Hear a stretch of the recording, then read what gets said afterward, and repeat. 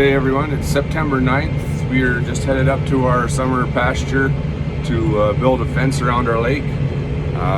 We come across a dead cow yesterday that had been healthy 4 days earlier. We had seen her, didn't notice any visible problems at the time. Got looking closer at our lake and we found we got a blue-green algae situation going on. We don't really know a whole lot about it, whether that was the cause that killed her or if it was something else. But as a precaution, we're going to build 3/4 of a mile of fence. The cows will just have to walk a little farther to the next pasture to get water from the dugouts that are there. There is one other dugout where they will be in by this lake, but it doesn't have any of this stuff in it that we have found yesterday.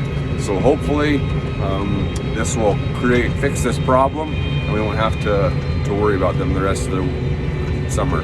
They got to be up here about another 5 weeks before they come home.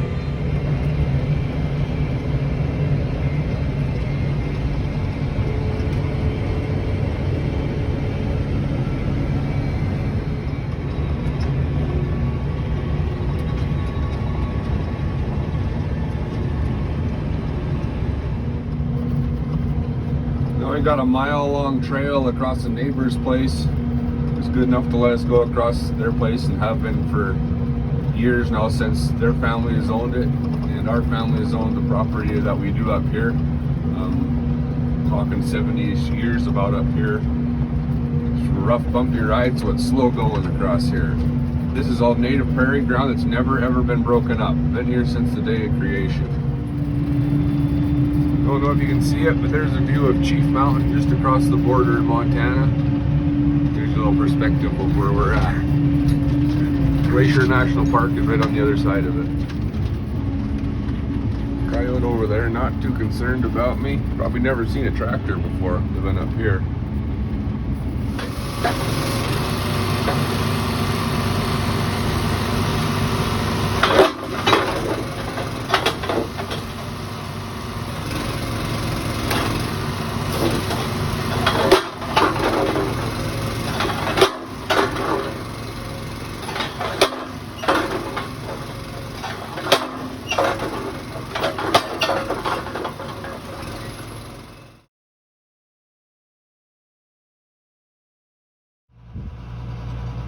That's the stuff that we're fencing them off the water for.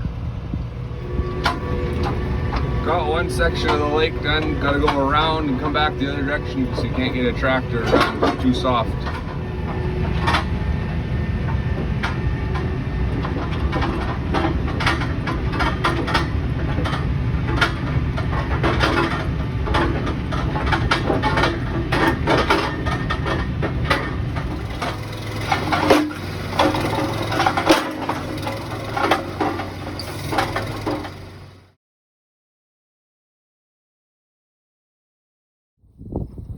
Well, we got the wires all strung, electric fence posts put in. Every about 40 feet we put those. About every fourth electric fence post we got a wooden post.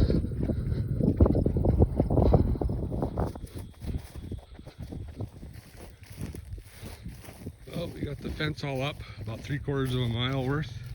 Should keep them off the lake. Hopefully, well, if that wasn't our problem, whatever.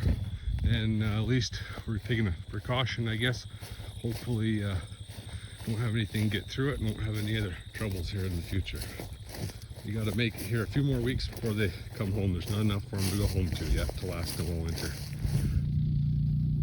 So years ago, long before I was ever around, water went all the way up to those rocks, which I'm about 75, 80 yards from now.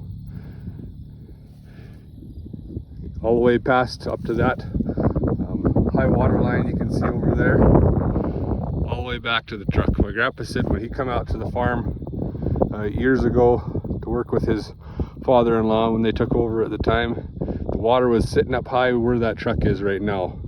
So I would be standing in about 8 feet of water right now if it had been full. I've never seen it remotely close to that full.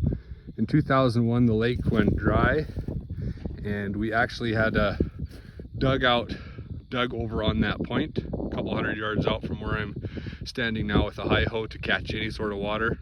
that winter of 2001, we actually were able to drive a pickup truck across this lake in November, completely dry, no snow yet that year, and even a hi-ho drove right across it, no troubles, and we dug multiple dugouts that year to try and have enough water for cows.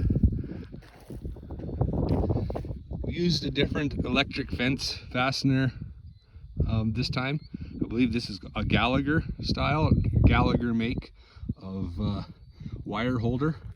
We used to use this other kind all the time with a skinnier nut. This one's got a great big wide nut, and you can really clamp it down, put lots of force on it to tighten it, even to the point that it looks like maybe you might even need some big water pump pliers to loosen them off. So they should hold pretty good. It makes you wonder when you walk these old prairie trails, the stories that they could have told 250, 300, 400 years ago, the people that might have been here, things they would have seen, and how different this lake might have even have been then at that time.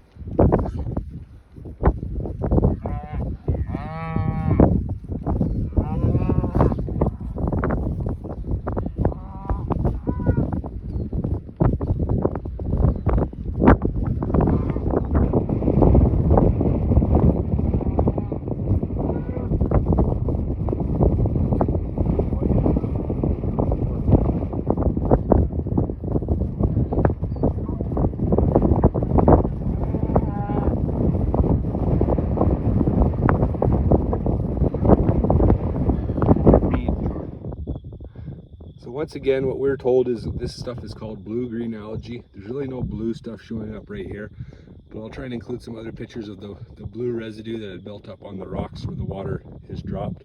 Whether or not this was the problem, we don't know, but hopefully we'll be safe now.